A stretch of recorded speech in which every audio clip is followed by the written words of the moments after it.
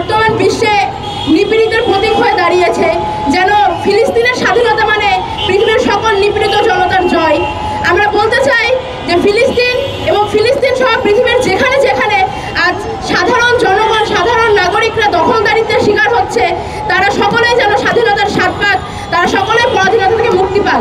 একই সঙ্গে বলতে চাই যে পৃথিবীর সভ্যতার মানদণ্ড দাবি করা পশ্চিমা বিশ্বের রাজা মার্কিনিরা যা করছে, আর তারা যেভাবে ইসরায়েলকে সাপোর্ট করে যাচ্ছে, ইসরায়েলকে স্পন্সর করে যাচ্ছে, যেভাবে গণহত্যার জন্য, শিশু হত্যার জন্য অস্ত্র কেনার টাকা দিয়ে যাচ্ছে, আমি বলতে চাই যে আমেরিকার প্রত্যেকটা সেই সব মানুষ যারা ইসরায়েলকে সাপোর্ট করছে তাদের হাতে শিশু হত্যার রক্ত লেগে আছে।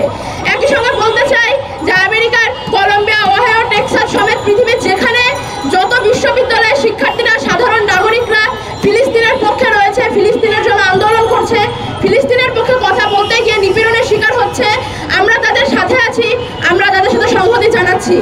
আর একই সঙ্গে এটাও বলতে চাই যে এমত অবস্থায় পৃথিবীতে যারা ইসরায়েলের পক্ষে থাকবে, যেমন আমরা আমাদের পাশের দেশে দেখতে পাই ইসরায়েল যেন বা তাদের যমজ ভাই কিংবা বন্ধু, আর আমার দেশের সরকার ইসরায়েলকে এখন পর্যন্ত সম্মতি দেয়নি, তাদেরকে সাপোর্ট দেয়নি তথাকথিতভাবে, কিন্তু ঠিকই বাংলাদেশের বিমানবন্দরে ইসরায়েলের বিমান এসে নামে, রাতের অন্ধকারে তারা বাংলাদেশে নামে এবং চলে যায়। বাংলাদেশের আইন শৃঙ্খলা বাহিনীরা ইসরায়েলি গোয়েন্দাদের কাছ থেকে ট্রেনিং নিতে যায়। আমি জানি না বাংলাদেশের সরকারের এই সমস্ত লুকাচুরির কি দরকার, তারা সরাসরি তাদের মন্তব্য জানিয়ে দিক এবং সেক্ষেত্রে বাংলাদেশের নাগরিকরা জানাবে তারা ফিলিস্তিনের পক্ষে ছিল, আছে এবং থাকবে। পৃথিবীর যে